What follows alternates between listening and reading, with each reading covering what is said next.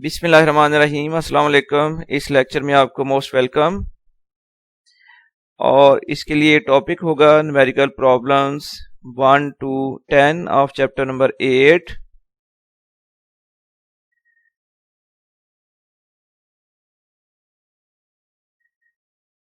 Problem 8.1, temperature of water in a beaker is 50 degree centigrade. What is it's value in Fahrenheit scale.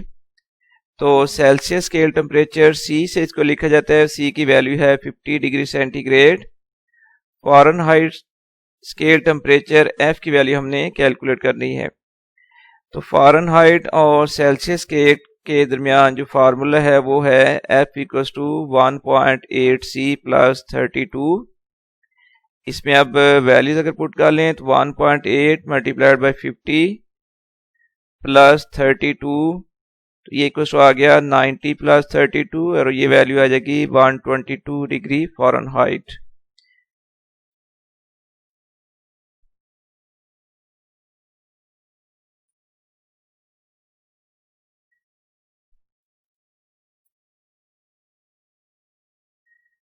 Eight 8.2 है normal human body temperature is 98.6 degree Fahrenheit. Convert it into Celsius scale and Kelvin scale. तो सबसे पहले इसका data इस तरह है। Fahrenheit scale temperature F equals to 98.6 degree Fahrenheit. Celsius scale C की value find करनी है और फिर केल्विन स्केल टेम्परेचर T की वैल्यू हमने कैलकुलेट करनी है। तो सबसे पहले फ़ारेनहाइट F इक्वल्स टू है 1.8C प्लस 32, या हम इसकी अगर बोथ साइड को चेंज करें तो 1.8C प्लस 32 इक्वल्स टू आ जाएगा F। अब 1.8C फिर इक्वल्स टू आ जाएगा F माइनस 32। ये 32 जो लेफ्ट साइड में प्लस में टर्म थी तो इसको राइट साइड में ले गए, राइट साइड में जाके ये टर्म प्लस हो गई है। अब इसमें वैल्यू पुट करेंगे 1.8C फिर इक्वल आ जाएगा 98.6 माइनस 32, फिर 1.8C इक्वल टू 66.6 और C की वैल्यू हमने फाइंड करनी है। C फिर इक्वल आ जाएगा 66.6 डिवाइडेड बाई 1.8। ये देखिए लेफ्ट साइड में 1.8 मल्टीपल था, राइट साइड में ये ओवर में आ जाएगी वैल्यू, तो फिर C इक्वल्स आ जाएगा 66.6 ओवर 1.8 और डिवाइड करने के बाद C की वैल्यू यानी सेंटीग्रेड टेम्परेचर सेल्सियस के टेम्परेचर की वैल्यू आ गई है 32 डिग्री सेंटीग्रेड। और फिर केल्विन टेम्परेचर के लिए रिलेशन होगा T equals to C plus 273, यानी जो भी सेल्सियस स्केल में टेम्परेचर होगा इसको केल्विन में कन्वर्ट करने के लिए हम C प्लस करेंगे 273, तो 37 प्लस 273। इस तरह केल्विन स्केल टेम्परेचर की वैल्यू आ गई है 310 केल्विन। और बच्चों ये एक चीज़ याद रखनी है कि जब आपने केल्विन में टेम्परेचर लिखना है तो उसके ऊपर डिग्री साइन नहीं लगाया जाएगा। तो ये न्यूमेरिकल कंप्लीट हो गया।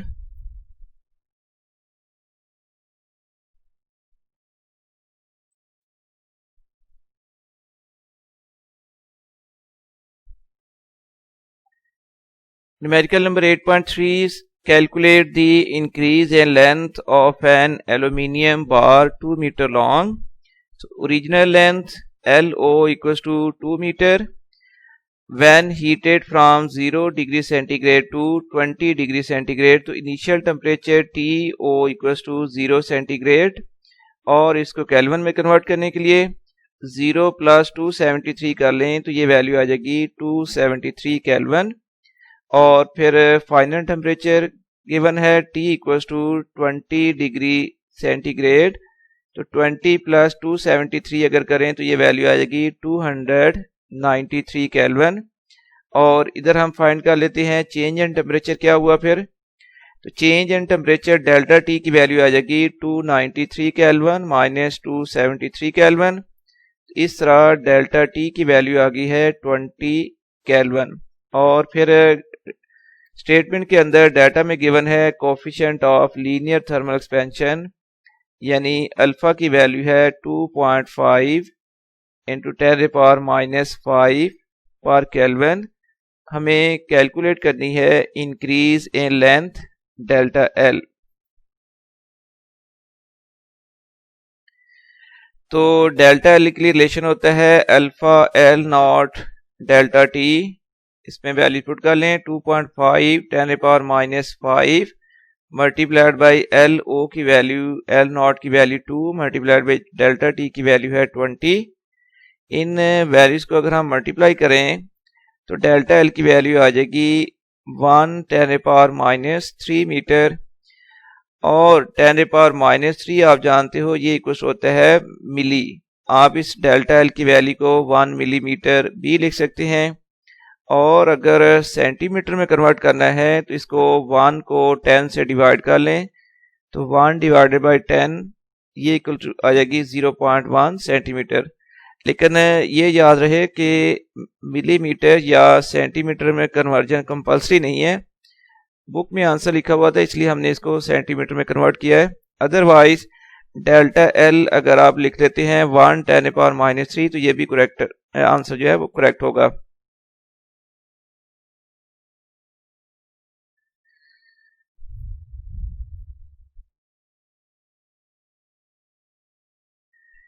न्यूमेरिकल 8.4 है a balloon contains 1.2 cubic meter air at 15 degree centigrade.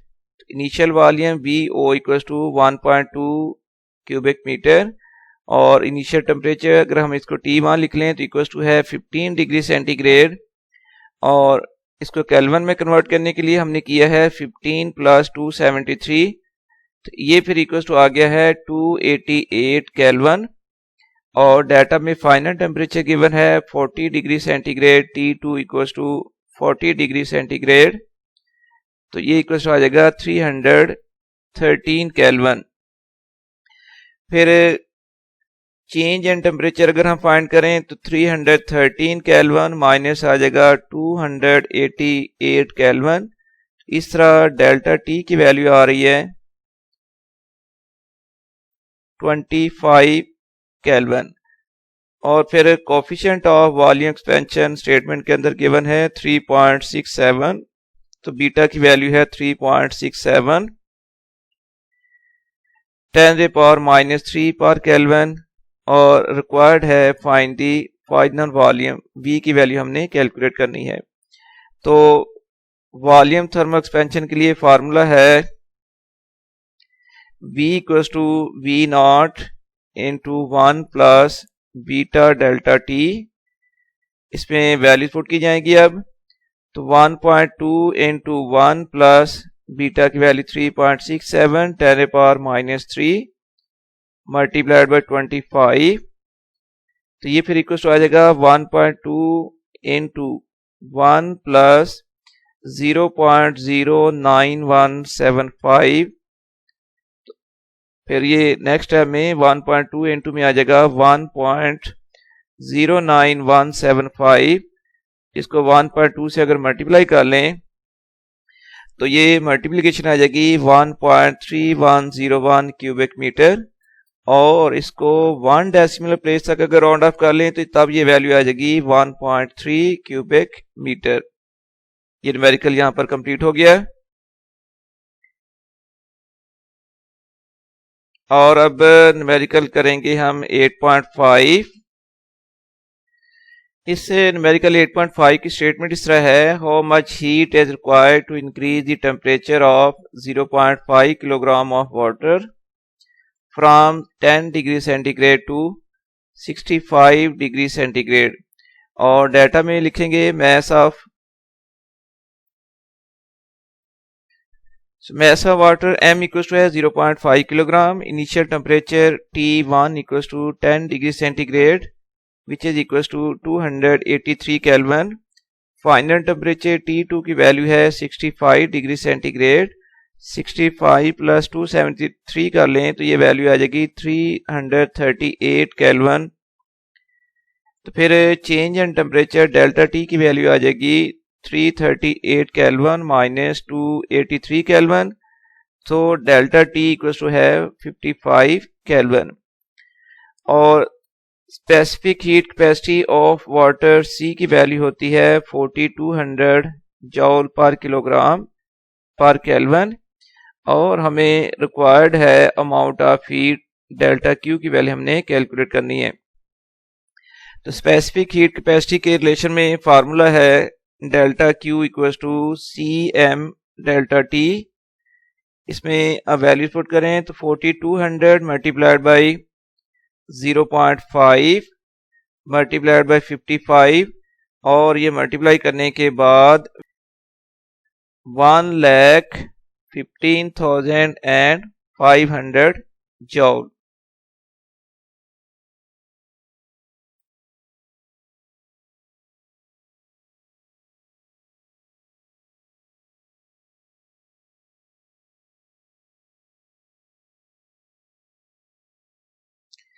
Eight 8.6 है, an electric heater supplies heat at the rate of 1000 joule per Kelvin।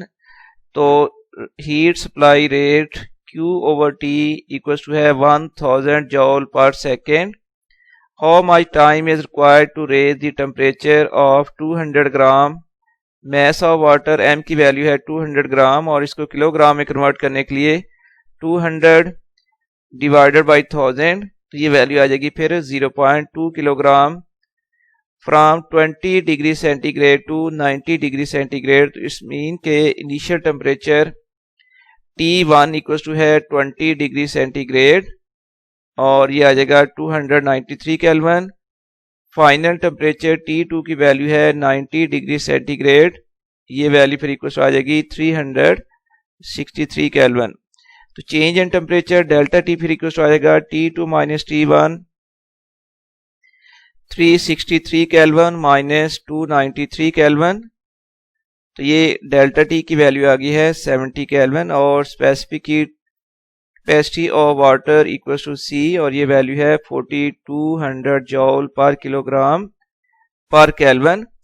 हमें रिक्वायर्ड है टू कैलकुलेट टाइम T की वैल्यू हमने find करनी है।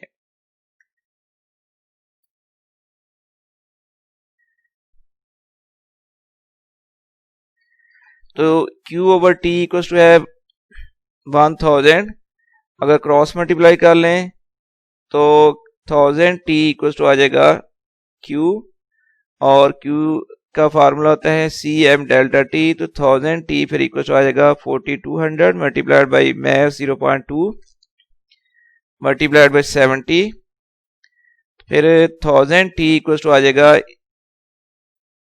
58,800। तो T की वैल्यू फाइंड करनी है, तो 1000 ओवर में आ गया, और इस तरह डिवाइड करने के बाद T की वैल्यू आ जाएगी 58.8 सेकेंड्स।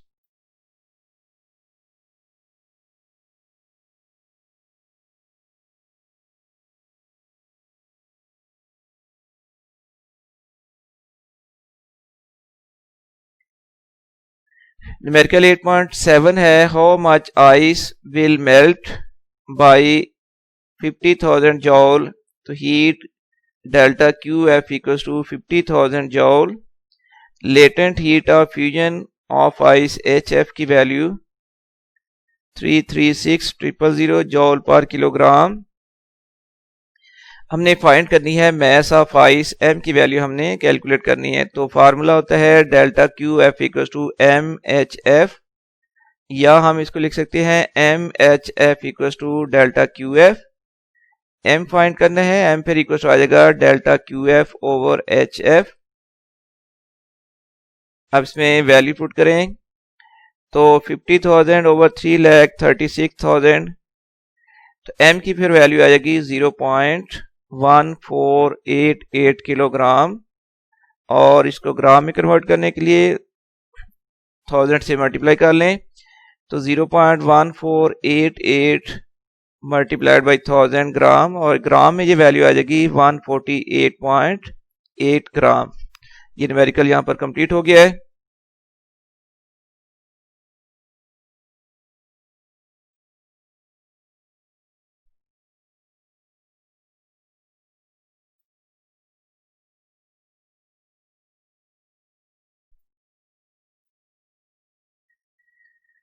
मेरिकल 8.8 है find the quantity of heat needed to melt 100 gram of ice at -10 degree centigrade. Mass of ice m equals to 100 gram और ये किलोग्राम में वैल्यू आ जाएगी 0.1 kilogram. Initial temperature of ice T1 की value है -10 degree centigrade, तो ये kelvin में वैल्यू आ जाएगी 263 केल्विन। और final temperature of ice T2 की वैल्यू 0 डिग्री सेंटीग्रेड, ये केल्विन में वैल्यू आ जाएगी 273 केल्विन। और फाइनल टेम्परेचर ऑफ वाटर अगर हम इसको T3 लिख लें तो ये वैल्यू है 10 डिग्री सेंटीग्रेड और इक्वल टू आ जाएगी 283 केल्विन। और दूसरे जिसमें पैरामीटर यूज होने हैं, specific heat capacity of water C की वैल्यू है 4200 joule per kilogram per kelvin. Specific heat capacity of ice C1 की वैल्यू है 2100 जॉल पर किलोग्राम पर केल्विन। और latent heat of fusion of ice HF की value है 3,36,000 joule per kilogram. और हमें required है अमाउंट ऑफ हीट Q की value हमने कैलकुलेट करनी है।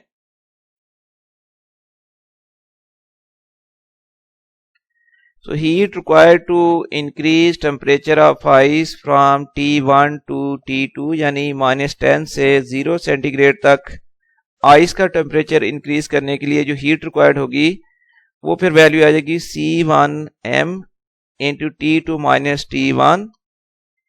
इसके बाद नेक्स्ट आ जाएगी फिर heat required to melt the ice, क्योंकि 0 सेंटीग्रेड पर पहुंचने के बाद अब वो हीट रिक्वायर्ड होगी जिसकी वजह से जो आइस है वो मेल्ट होगी और उसकी अमाउंट आ जाएगी MHF। और फिर जब आइस मेल्ट होगी 0 सेंटीग्रेड पर ये वाटर में कन्वर्ट होगी। उसके बाद इस वाटर का टेम्परेचर फिर आपने इंक्रीज करना है। तो heat required to increase the temperature of water from T2 to T3 यानी 0 सेंटीग्रेड से 10 सेंटीग्रेड तक वाटर का टेम्परेचर इंक्रीज करने के लिए जो हीट रिक्वायर्ड होगी, अब चूंकि ये वाटर की हीट है तो C2m into T3 minus T2।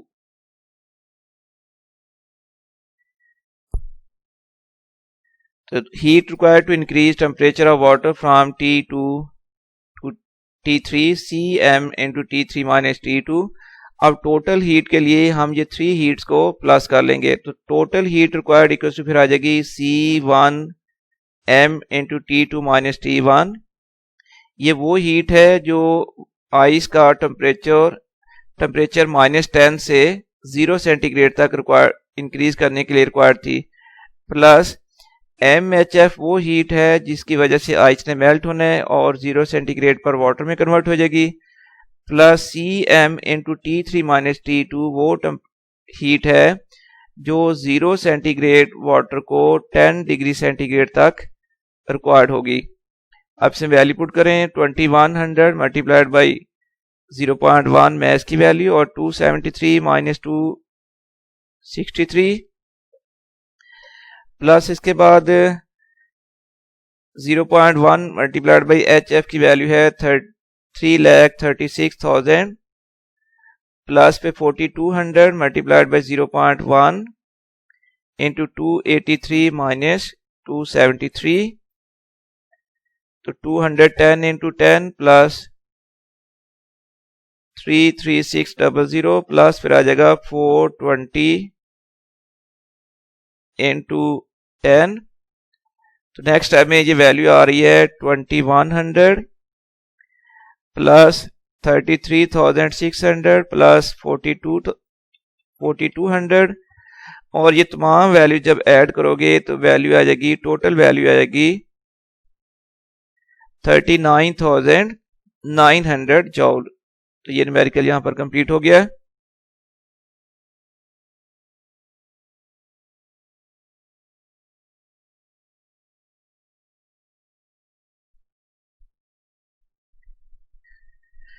मेरिकल नंबर 8.9 है, how much heat is required to change 100 gram of water at 100 degree centigrade into steam. Latent heat of vaporization of water is 2.26 10 power 6 joule per kilogram. Mass of ice नहीं, mass of water m equal to है 100 gram और ये equal to आ जाएगा 0.1 kilogram.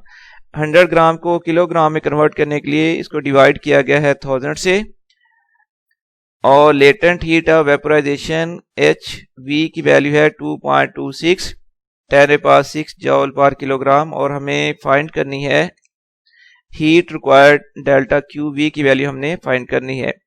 तो delta Q V equal to आ जाएगा M H V, values put कर लें 0.1 मल्टीप्लाइड बाई 2.26 10 पावर 6, और ये मल्टीप्लाई करने के बाद वैल्यू आती है 2.26 10 power 5 जॉल।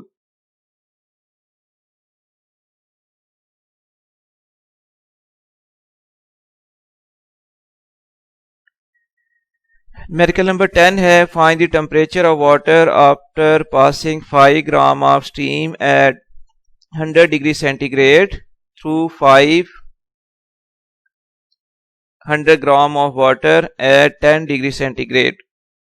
Specific heat of water is 4200 joule per kilogram per Kelvin. Latent heat of vaporization of water is 2.26 10 power 6 joule per kilogram. तो अब डाटा लिखेंगे। सबसे पहले mass of steam m1 5 ग्राम और 5 डिवाइडेड बाई 1000 करेंगे तो ये वैल्यू आ जाएगी 0.005 kilogram. Initial temperature of steam T1 100 degree centigrade और केल्विन में ये वैल्यू बन जाएगी 383 केल्विन। फिर मैस ऑफ वाटर M2 की वैल्यू है 500 gram which is equal to 0.5 kilogram. Initial temperature of water T2 10 degree centigrade और ये फिर इक्वल टू आ जाएगा 283 kelvin. Final temperature of water T3 हमने फाइंड करना है और specific heat of water C की value 4200 joule per kilogram per kelvin. Latent heat of vaporization HV की वैल्यू है 2.26 10 पावर 6 जॉल पर किलोग्राम। इस केस में चूंकि एक स्टीम को पास किया गया है वाटर से तो वाटर हीट गेन करेगा जबकि स्टीम जो है उसकी हीट लॉस्ट होगी। तो heat lost by steam will be equal to heat gain by water. तो इस तरह फिर heat gain by water formula उसका बन जाएगा CM2 into T3 minus T2 heat lost by steam to convert into water at T1 degree centigrade M1 HV और फिर heat lost by water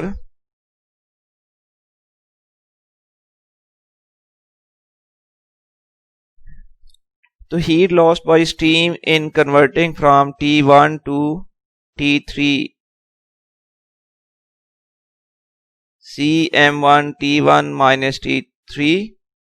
तो इस तरह फिर heat gain by water equal to आ जाएगा heat lost by steam. So CM2 into T3 minus T2 equal to आ जाएगा M1 HV plus CM1 into T1 minus T3। अब इसमें वैल्यू पुट कर लें 4200 multiplied by 0.5 into T3 minus 283 equals to आ जाएगा 0.005 multiplied by 2.26 10 power 6 plus 4200 multiplied by 0.005 into में आ जाएगा 383 माइनस T3। अब ये नेक्स्ट टर्म में आ जाएगा 2100 इंटू T3 माइनस 283 और इक्वल टू आ जाएगा 11,300 प्लस 21 इंटू 383 माइनस T3 और नेक्स्ट टर्म में ब्रैकेट के साथ मल्टीप्लाई करेंगे तो 2100 T3 minus 5,94,300 equal to 11,300 plus 8,043 minus फिर आ जाएगा 21 T3। इसके बाद यूं करें कि T3 जिन टर्म्स में आ रहा है उनको हम लेफ्ट साइड में शिफ्ट कर लेंगे और बाकी इसके अलावा जो टर्म्स हैं उनको हम राइट साइड में ले जाएंगे।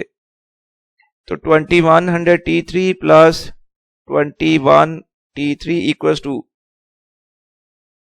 11,300 प्लस 8,043 प्लस 5,94,300 2121 T3 फिर इक्वल आ जाएगा 6,13,043 और हमने चूंकि T3 की वैल्यू फाइंड करनी है तो इसलिए T3 की वैल्यू आ जाएगी